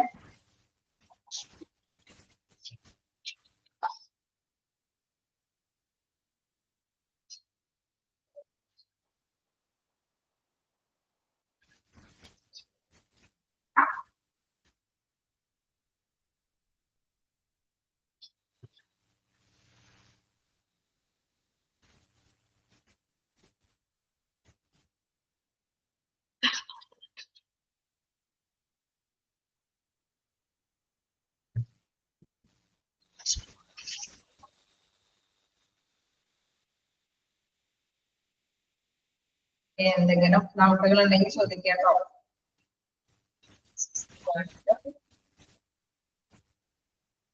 The level of seasonality of operations and future expansion and production programs. അല്ലെ, അതില് പ്രധാനമായിട്ട് പറയുന്നത് കാലാനുസൃത ഓപ്പറേഷൻസ്, കാലാനുസൃതമായിട്ടുള്ള ഘടകങ്ങൾ. The level of seasonality of operations, കാലാനുസൃത ഘടകങ്ങൾ and future expansion and production programs. നമുക്കറിയാം, ഒരു ഓർഗനൈസേഷനെ സംബന്ധിച്ച് അവിടുത്തെ ഓരോ സമയമായിട്ട് ഇന്നോവേറ്റീവ് ആയിട്ടുള്ള കാര്യങ്ങളാണ് ഇൻട്രൊഡ്യൂസ് ചെയ്ത് പോകുന്നത് എങ്കിൽ, അത് നടപ്പാക്കി പോകുന്നതെങ്കിൽ ആ ഒരു ഫോളോ അപ്പ് അല്ലെ നമ്മൾക്കറിയാം. പക്ഷേ അവര് ശ്രദ്ധിക്കും. കാരണം എന്താ പറയുക, പട്ടേ മുതലുള്ള ആ ഒരു രീതി തന്നെയാണ് ഫോളോ ചെയ്യുന്നത്, അല്ലെങ്കിൽ അപ്ഡേറ്റ് ആയിട്ട് പുതിയ പുതിയ ഇന്നോവേഷൻസ് അനുസരിച്ചുള്ള കാര്യങ്ങളൊക്കെ ഇംപ്ലിമെന്റ് ചെയ്തിട്ടാണോ റണ്ണിങ് ചെയ്യുന്ന ഓർഗനൈസേഷൻ എന്നുള്ളത് ശ്രദ്ധിച്ചുകൊണ്ടിരിക്കും. പിന്നെ അതിനനുസരിച്ച് അതേപോലെ തന്നെ ഫ്യൂച്ചർ എക്സ്പാൻഷനും അതിന്റെ ഒരു ഭാഗമാണ്. അതായത് പുതിയതായിട്ട് വികസിച്ചു വരുന്ന സ്ഥാപനമാണ് എങ്കിൽ ഇവര് ആപ്ലിക്കേഷൻസ് സബ്മിറ്റ് ചെയ്യും. കാരണം അവർക്ക് അവിടെ പോയി വർക്ക് ചെയ്യാനായിട്ട് ഒരു താല്പര്യം തോന്നും. അതല്ല പണ്ടത്തെ ഒരു നിയമ നടപടികൾ തന്നെയാണ് ഫോളോ ചെയ്യണമെങ്കിൽ, അല്ലെങ്കിൽ പണ്ടത്തെ സിസ്റ്റം തന്നെ അല്ലെ, പണ്ടത്തെ ട്രഡീഷണൽ ആയിട്ടുള്ള സംസ്കാരം അനുസരിച്ചിട്ട് തന്നെയുള്ള പ്രവർത്തനവും കാര്യങ്ങളാണ് ഓർഗനൈസേഷൻ ഫോളോ ചെയ്യണമെങ്കിൽ പുതിയ ഫ്രഷേഴ്സിന് അല്ലെങ്കിൽ ഇച്ചിരി നന്നായിട്ട് ഉയരങ്ങളിൽ നിന്ന് ആഗ്രഹിക്കുന്നവർക്ക് താല്പര്യം ഉണ്ടാകണമെന്നില്ല.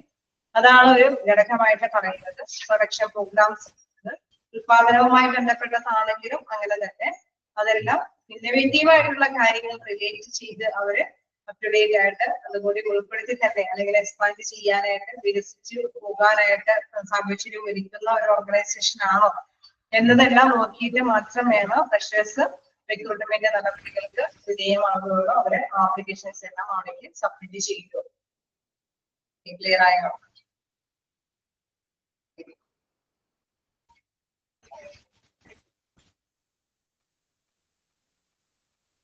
എന്തെങ്കിലും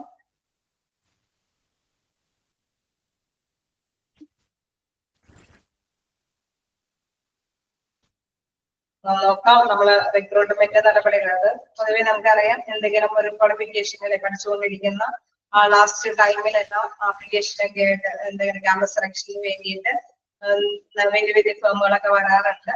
അവരുടെ ഉദ്ദേശം മാക്സിമം നന്നായിട്ട് നല്ല എബിലിറ്റിയുള്ള പേഴ്സൺസിനെ കണ്ടെത്തി അവിടേക്ക് അപ്പോയിന്റ്മെന്റ്സ് കൊടുത്ത് അവരെ മാക്സിമം യൂട്ടിലൈസ് ചെയ്യുക. ആ ഒരു ഹ്യൂമന്റെ എഫേർട്ടിനെ മാക്സിമം ഉപയോഗപ്രദമാക്കുക എന്നുള്ളതാണ്.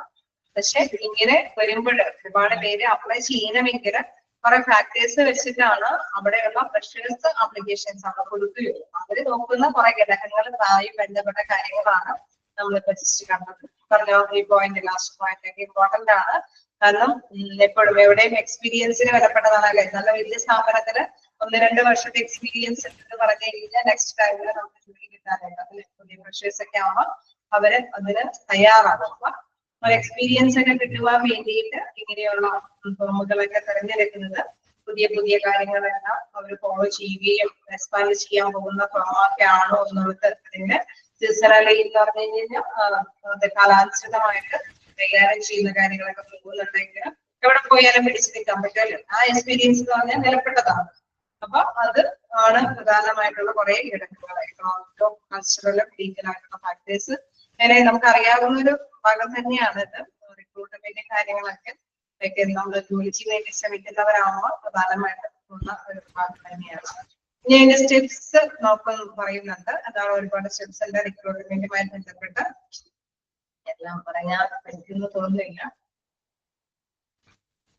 അപ്പൊ ഇതുവരെയും ഓക്കെ അല്ലേ? ഇതുവരെയും എന്തെങ്കിലും ഡൗട്ടുകളുണ്ടോ?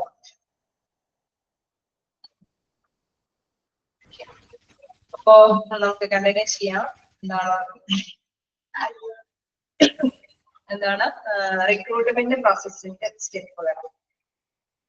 Personal recruitment process consist of 5 elements. ഒരു 5 എലമെന്റ്സ് ആണ് പ്രധാനമായിട്ട് റിക്രൂട്ട്മെന്റ് പ്രോസസ്സിന് വരുന്നത്. ഒന്നാമതായിട്ട് recruitment policy, second one recruitment organisation, third one forecast of manpower requirements, development of source of requirements, methods or techniques of requirements, methods of assessment of recruitment program. അപ്പൊ അത്രയും ഇതുകളാണ് ഇതുമായി ബന്ധപ്പെട്ട് വരുന്ന സ്റ്റെപ്പുകൾ. അതിന് ഫസ്റ്റ് വൺ പറയുന്നത് റിക്രൂട്ട്മെന്റ് പോളിസി, നയങ്ങളെ കുറിച്ചിട്ടാണ്. അപ്പൊ നോക്കാം, recruitment policy is A declaration on how you higher. അപ്പൊ നമ്മള് റിക്രൂട്ട്മെന്റിന് വേണ്ടിയിട്ട് തയ്യാറാക്കുന്ന മാനേജ്മെന്റ് അങ്ങനെ ഒരു തീരുമാനം എടുക്കുകയാണ് എങ്ങനെയാണ് ഈ റിക്രൂട്ട്മെന്റ് കാര്യം നടത്തേണ്ടത് അല്ലെ. നമുക്ക് എവിടെ പോയി റിക്രൂട്ട്മെന്റ് നടത്തണം എന്നുള്ളത് കൃത്യമായിട്ട് തന്നെ മാനേജ്മെന്റിന് തീരുമാനിക്കേണ്ടതുണ്ട്. അപ്പൊ എങ്ങനെയാണ് അത് നേടിയെടുക്കുക, റിക്രൂട്ട്മെന്റ് നടത്തുക എന്നുള്ളത്. It defines your companies preferred hiring practices and encourages consistency within your employee recruiting process. അതായത് ഉള്ളിലുള്ള അവിടെ ഉള്ള എംപ്ലോയീസിൽ നിന്ന് തന്നെ നമുക്ക് നേടിയെടുക്കാൻ പറ്റുമോ എന്നുള്ളത് ആദ്യം തന്നെ ഡിഫൈൻ ചെയ്യും. അതനുസരിച്ചിട്ട് തന്നെ അവരെ അപ്പോയിന്റ്മെന്റ്സ് കാര്യങ്ങൾ നടത്തും. അതിന് ശേഷം നമുക്ക് റിക്രൂട്ട്മെന്റ് നടത്താൻ വേണ്ടിയിട്ട് ഏത് പ്ലേസ് ആണെന്ന് തിരഞ്ഞെടുക്കേണ്ടതുണ്ട്. Such a policy declares the objectives of the recruitment and provides a framework of the implementation of the recruitment program in the form of a procedure. അതായത് റിക്രൂട്ട്മെന്റ് നടപടികൾ ക്രമം എന്നുള്ള രീതിയിൽ തന്നെ അതിന്റെ ആ പോളിസി ഡിക്ലെയർ ചെയ്യേണ്ടതുണ്ട്, ആ നയപ്രഖ്യാപനം നടത്തേണ്ടതുണ്ട്. പിന്നെ സ്ഥലങ്ങളിലെ നമുക്ക് മനസ്സിലായി ഒരു റിക്രൂട്ട്മെന്റ് നടത്തണമെങ്കിൽ അവർക്ക് എന്തെങ്കിലും മോട്ടിവേഷൻ കിട്ടത്തക്ക എന്തെങ്കിലും പ്രേരിപ്പിക്കണം അല്ലെ. അവര് പേഴ്സൺസിനെ അപ്ലൈ ചെയ്യാനായിട്ട് എന്തെങ്കിലും പ്രേരണ കൊടുക്കുന്ന തരത്തിലുള്ള കാര്യങ്ങളെല്ലാം നടപടി കാര്യങ്ങളിലെല്ലാം ഉൾപ്പെടുത്തേണ്ടതുണ്ട്. അപ്പൊ അതുമായി ബന്ധപ്പെട്ട എല്ലാം തന്നെ ഇതിൽ ഡിക്ലെയർ ചെയ്യണം. പിന്നെ വാഗ്ദാനങ്ങളൊന്നും ഒറ്റയടിക്കൊന്നും ഒരാൾക്കും ഇൻട്രൊഡ്യൂസ് ചെയ്യല്ലേ ഉണ്ടാക്കാനായിട്ട് സാധിക്കാൻ പറ്റില്ല. എല്ലാ കൂട്ടായ തീരുമാനത്തോട് കൂടിയിട്ടാണ് വാഗ്ദാനങ്ങളെല്ലാം എഴുതി തയ്യാറാക്കി ഇംപ്ലിമെന്റ് ചെയ്ത് വരേണ്ടത്. In its broader sense, a recruitment policy sense involves a commitment by the employer to such general principles. അപ്പൊ ഇങ്ങനെ എഴുതി തയ്യാറാക്കണം. ഈ പോളിസി ഇംപ്ലിമെന്റ് ചെയ്യുന്നതിന് പ്രധാനമായിട്ടും ശ്രദ്ധിക്കേണ്ട ഒരു കാര്യം അവിടുത്തെ ആ ഒരു തൊഴിലുടമ അവര് കുറച്ച് പ്രിൻസിപ്പിൾസ് അല്ലെ ഒരു തത്വങ്ങൾ ഉൾക്കൊണ്ടിട്ടുണ്ടാവും ഇങ്ങനെ ഒരു റിക്രൂട്ട്മെന്റ് നടത്തുന്നതുമായി ബന്ധപ്പെട്ട്. അതായത് ഏതൊരു സ്ഥാപനത്തിന്റെയും ഉടമസ്ഥര് അവരുടെ മൈൻഡിൽ ഒരു ലക്ഷ്യമുണ്ടാവും അല്ലെ, നല്ല പേഴ്സൺസിനെ കണ്ടെത്തണം, നന്നായിട്ട് അവരെ യൂട്ടിലൈസ് ചെയ്ത് കഴിഞ്ഞാൽ ഓർഗനൈസേഷനിൽ മാക്സിമം പ്രോഫിറ്റ് നേടിയെടുക്കാൻ സാധിക്കും എന്നൊക്കെയുള്ള കുറെ ലക്ഷ്യങ്ങളോട് കൂടിയിട്ടായിരിക്കും ഇവര് എന്താണ് ഈ റിക്രൂട്ട്മെന്റിന് തയ്യാറാക്കുന്നത്. അപ്പൊ ആ പ്രിൻസിപ്പിൾസ് ആണ് താഴെ പറയുന്നത്. എന്താണ് ഫസ്റ്റ് വൺ പറയുന്നത്, to select and employ the best qualified persons for each job. ഓരോ ജോബിനും മതിയായ കൃത്യമായിട്ടുള്ള നല്ല ഏറ്റവും നല്ല പേഴ്സൺസ് ക്വാളിഫൈ ചെയ്ത പേഴ്സൺസിനെ സെലക്ട് ചെയ്യണം എന്നുള്ളതാണ് പ്രധാനപ്പെട്ട ഒരു പ്രിൻസിപ്പിൾ തത്വം. ആ ഒരു തത്വം ഉൾക്കൊണ്ടിട്ടാണ് അവര് റിക്രൂട്ട്മെന്റിന് തയ്യാറാവുന്നത്. ഫസ്റ്റ് തത്വം എന്താണ്? To select the employee the best qualified person for each job. ഓരോ ജോബിന് നല്ല മതിയായ ബെസ്റ്റ് ക്വാളിഫൈഡ് ആയിട്ടുള്ള പേഴ്സൺസ് സെലക്ട് ചെയ്യുക എന്നുള്ള ഒരു ട്രീറ്റ്മെന്റ്. നെക്സ്റ്റ് എന്താണ്? To employ the best and most promising of those hired. അങ്ങനെ നേടിയെടുക്കുമ്പോൾ അവര് കൂടുതൽ വാഗ്ദാനം കൊടുത്തിട്ടാണ് ഇങ്ങനെ അല്ലെ, അവര് കൂടുതൽ പ്രചോദനം കൊടുക്കുന്ന കുറെ പാക്കേജസ് കൊടുത്തതിന് ശേഷമാണ് ഇങ്ങനെയുള്ള പേഴ്സൺസിനെ അവരെ നേടിയെടുക്കുന്നത്. ദെൻ തേർഡ് എന്താ പറയുന്നത്? To offer favourable opportunities for life time working careers and. അതായത് അവര് വേറൊരു ലക്ഷ്യമുണ്ട്, അവരുടെ അല്ലെ ജീവിതാനന്തം അവരുടെ നല്ല കഴിവ് അല്ലെ അത് യൂട്ടിലൈസ് ചെയ്യാനായിട്ട് പറ്റണം അല്ലെ. ഓഫർ ഫേവറബിൾ ഓപ്പർച്യൂണിറ്റീസ്, മതിയായ ഒരു അവസരങ്ങൾ അവർക്ക് കൊടുക്കണം. For life time working areas, അവരുടെ ജീവിതാവസാനം വരെ ഇവരെ പിടിച്ചിരിക്കത്തക്കത്തിലുള്ള നല്ല നല്ല ഓപ്പർച്യൂണിറ്റീസ് അവരെ കൊടുക്കേണ്ടതുണ്ട് എന്നുള്ളത്. Then to provide a programmers and facilities for personal growth on the job. അതായത് ജോബുമായി ബന്ധപ്പെട്ട് അവർക്ക് ഇപ്പൊ നമുക്കറിയാം ഫ്രഷേഴ്സ് ഒക്കെയാണ് വരുന്നതെങ്കിൽ എന്താണ് അവർക്ക് അത് ഡെവലപ്പ് ചെയ്ത് തരണം അല്ലെ, അവരുടെ ആ നോളജ് വളർത്തിക്കൊണ്ട് വരണം അല്ലെങ്കിൽ അവരുടെ കഴിവ് വളർത്തിയെടുക്കും. അതിന് മതിയായ സൗകര്യങ്ങളെല്ലാം ഈ ഒരു റിക്രൂട്ട്മെന്റ് നടപടികളിലൂടെ അവർക്ക് വാഗ്ദാനം ചെയ്യുകയാണ് ചെയ്യുന്നത്. എങ്കിൽ മാത്രമാണ് അവരുടെ ഫസ്റ്റ് പോയിന്റിലേക്ക് നല്ല ഒരു പേഴ്സണെ അവിടെ അപ്പോയിന്റ്മെന്റ് ചെയ്യാനായിട്ട് സാധിക്കുകയുള്ളൂ. അപ്പൊ ഇത്തരം കാര്യങ്ങളെ ലക്ഷ്യമിട്ടിട്ടാണ് റിക്രൂട്ട്മെന്റ് പോളിസി തയ്യാറാക്കുന്നത്. ക്ലിയർ ആയോ? എന്താണ് റിക്രൂട്ട്മെന്റ് പോളിസി എന്നുള്ളത്? അതില് പ്രധാനമായിട്ടും കുറച്ച് ഘടകങ്ങളുണ്ട്. എന്താണ് പ്രധാനമായിട്ട്? നിങ്ങൾ ജസ്റ്റ് ഒന്ന് വായിക്കാം.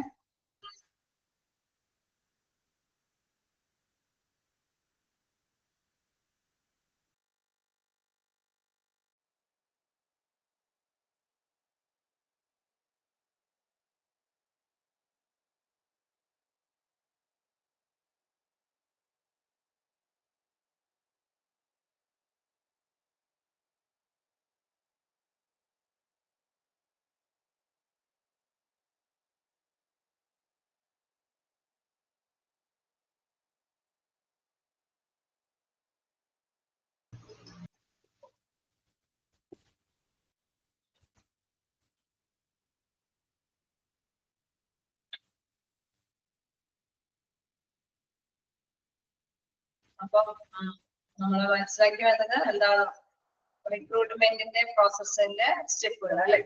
ഫസ്റ്റ് സ്റ്റെപ്പ് നമ്മൾ മനസ്സിലാക്കി എന്താണ് റിക്രൂട്ട്മെന്റ് പോളിസി തയ്യാറാക്കിയിട്ടുണ്ട് എന്ന് മനസ്സിലായി. അതായത് മാനേജ്മെന്റ് അതിന് കൃത്യമായിട്ടൊരു നയം രൂപീകരിച്ചിട്ടാണ് റിക്രൂട്ട്മെന്റ് നടപടിയിലേക്ക് പോവുക.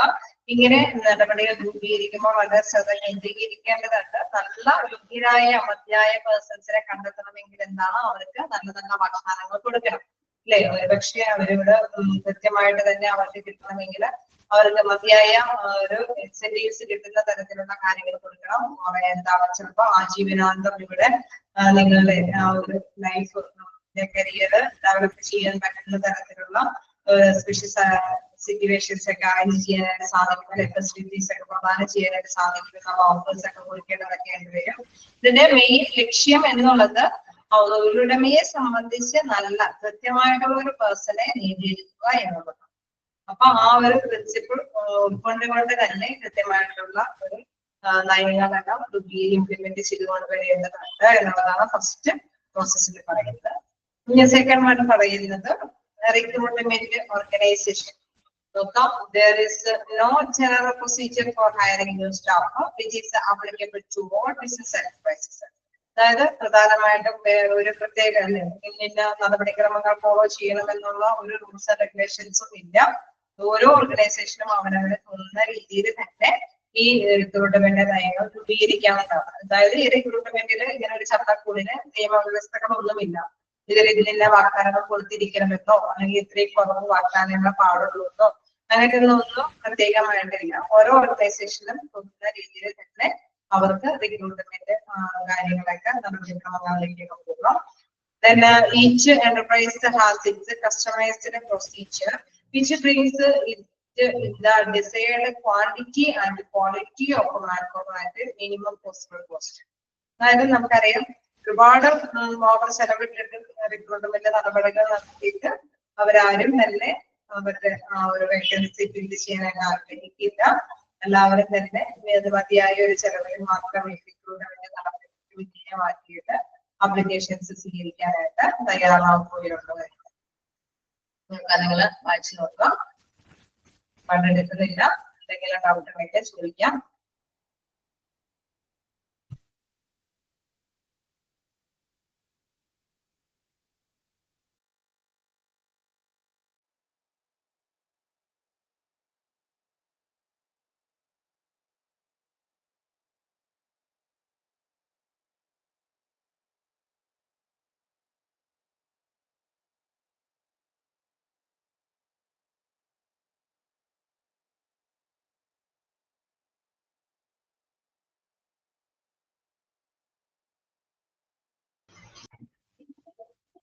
എന്തെങ്കിലും ഡൗട്ട് ഉണ്ടെങ്കിൽ ചോദിക്കാം.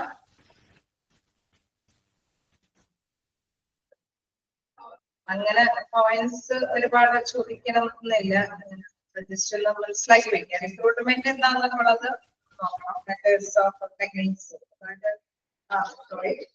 അതിന്റെ ആ ഒരു പോയിന്റ്സ് വരുമ്പോൾ റിക്രൂട്ട്മെന്റ്സിന്റെ ഒക്കെ പ്രാധാന്യമുണ്ട്. മാൻപവർ പ്ലാൻ അതിന്റെ കമ്പോണൻസ് അതെല്ലാം ഫോർകാസ്റ്റിംഗ് ആണ്. റിക്രൂട്ട്മെന്റ് പ്ലാൻ തയ്യാറാക്കുക, പിന്നെ ട്രെയിനിങ് കൊടുക്കുക എന്നുള്ളതെല്ലാം പ്രധാനപ്പെട്ട ഘടകങ്ങളാണ്. ജോബ് അനാലിസിസ് എന്താണെന്നുള്ളത് മനസ്സിലാക്കുക. എന്തായാലും ആ ഒരു ഇതല്ലേ ജോബ് അനാലിസിസിൽ ഉൾപ്പെടുന്നത് എന്താണ്, അതേമാതിരി സ്റ്റോക്ക് ഇൻവെന്ററി എന്ന് പറയുന്നത് എന്താണ് ഉദ്ദേശിക്കുന്നത്, ജോബ് ഡിസ്ക്രിപ്ഷൻ എന്താണെന്നുള്ളത് മനസ്സിലാക്കി. ഇത് ഇൻ കേസ് ഇവിടെ തന്നെ എല്ലാമെങ്കിലും നിങ്ങൾക്ക് ഭൂരിഭാഗം അല്ലെ ഇന്റർവ്യൂ കാര്യങ്ങളൊക്കെ ഫേസ് ചെയ്യേണ്ടി വരുമ്പോഴും ഒരു ചാപ്റ്ററാണ്. അതായത് ഇന്ന രീതിയിലാണ് റിക്രൂട്ട്മെന്റ് എന്താണെന്നൊക്കെ മനസ്സിലാക്കി വെക്കുക. ഇങ്ങനെ ചെയ്ത് ഇങ്ങനെ വാഗ്ദാനങ്ങൾ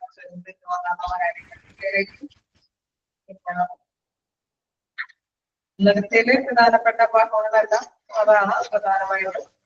ജോബ് അനാലിസിസ് എന്താണ്, ജോബ് ഡിസ്ക്രിപ്ഷൻ എന്താണ്, മാൻപവർ പ്ലാൻ കമ്പോണൻസ്, റിക്രൂട്ട്മെന്റ്, അതുപോലെ തന്നെ നമ്മള് ഫാക്ടേഴ്സുകൾ പഠിച്ചല്ലോ എന്തൊക്കെ ഫാക്ടേഴ്സ്. അപ്പൊ ജസ്റ്റ് നോക്കി വെക്കുക ആ ഒരു ഘടകങ്ങൾ എന്തൊക്കെ ഘടകങ്ങളെ ആശ്രയിച്ചിട്ടാണ് ഒരു റിക്രൂട്ട്മെന്റിന് തയ്യാറാവുന്നത്. എല്ലാവരും സോറി അപ്ലിക്കേഷൻ കൊടുക്കാനായിട്ട് സാധ്യത വരുന്നത് ആ ഒരു കാര്യങ്ങളെ കുറിച്ച്.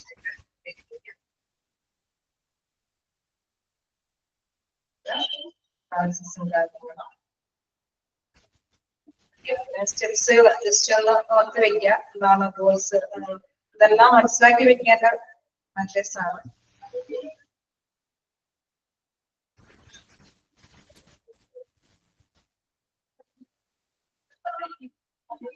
നമുക്ക് നെക്സ്റ്റ് ക്ലാസ്സിൽ കാണാം. നോട്ടുകൾ എന്തെങ്കിലും നമ്മൾ Thank you, Miss. Thank you, ma'am.